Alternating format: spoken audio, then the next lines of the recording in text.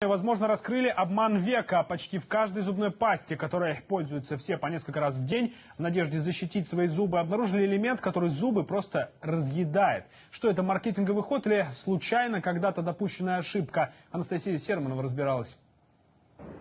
Вместо мятной свежести – привкус тревоги. Обыкновенную чистку зубов приравняли едва ли не к пагубным привычкам. Неожиданное и даже немного пугающее открытие сделали французские ученые. Они уверены, каждое утро миллионы людей, сами того не зная, начинают с небольшой дозы яда.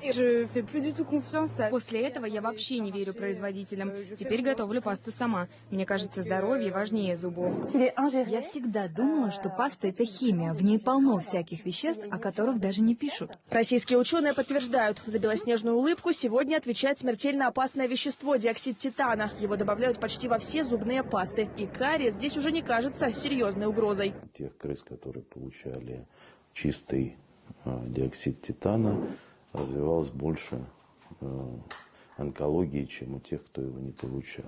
Диоксид титана оказывает вредное действие на печень, почки, сердце этих животных, снижает у них функцию иммунитета, изменяет состав микроорганизмов в кишечнике, уменьшается количество полезных микроорганизмов. Говоря обычным языком, диоксид титана – это краситель. Он есть в белой краске, строительном лаке и эмали. Более того, такие продукты, как крабовые палочки, соевое молоко и даже шоколад тоже его содержат. Главная причина – низкая стоимость.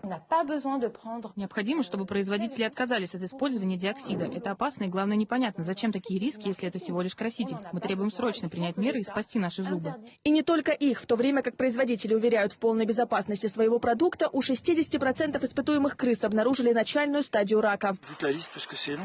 Это же настоящий яд. Я даже перестал поливать этой побелкой свой сад. А вы до сих пор чистите ей свои зубы. Несмотря на результаты исследований, производители вряд ли откажутся от диоксида титана. На кону белоснежная репутация компании, ведь без этой добавки продукты просто потеряют свой товарный вид. Во всем мире это вещество до сих пор официально разрешено. И если вы видите в составе Е171, знайте, возможно, это ваша новая доза яда. Анастасия Серманова, «Известия», специально для РЕН-ТВ.